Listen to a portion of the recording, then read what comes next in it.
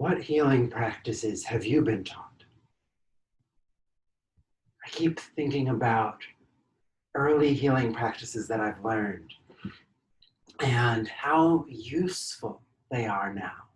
Like one of my first that I feel like I learned as an adult was the world of safer sex. And I'm finding that those old healing practices are helpful in navigating the complexity of a pandemic. Like I was at the beach the other day. It's one of the places I go as part of my own healing. I get my feet in the sand, I get connected with the ocean, I slow down, I get to just like take a towel out and relax. Breathe in and out.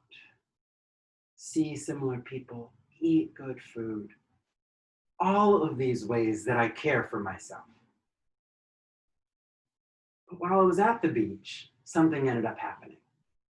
I was hanging out with a friend of mine from the beach, a retired union guy, and he comes over and he's like, hey, I haven't been around a lot of folks, and so I just want to share this joint with you.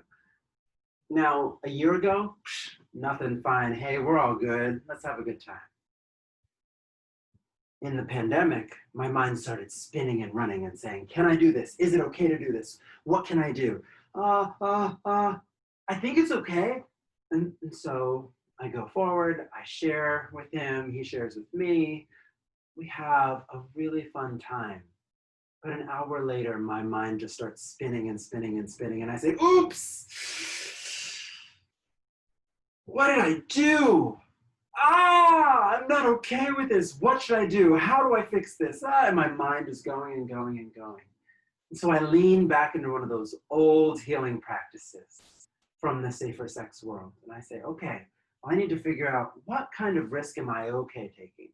So I talk with my partner, we figure out the boundaries that feel good for me. And then outside of the heat of the moment, which is also useful for safer sex, outside of the heat of the moment, I go up to my friend and I say, hey, I had a great time, thanks for sharing. And by the way, I just want to let you know, I actually wasn't as comfortable sharing that joint with you as I thought I might be. And it's this pandemic, I'm figuring out risk. And so I'm trying to figure out how do I communicate about the risks.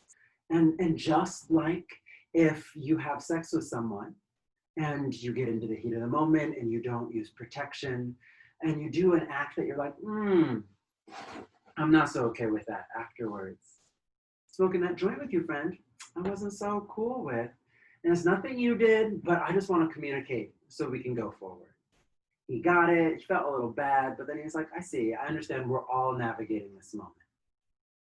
And that communication is key.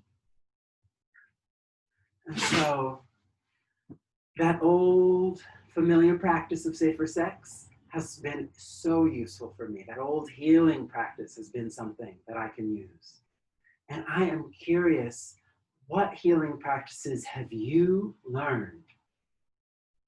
Even ones that are sort of unexpected. What healing practices have you learned that are helping you to navigate through the windiness of a pandemic? Write them in the comments, send me a direct message, let me know. What are healing practices that you try out? I mentioned a couple. I use the ocean and the ground and the connection with nature. But I also use that communication about risk that I learned in the world of safer sex.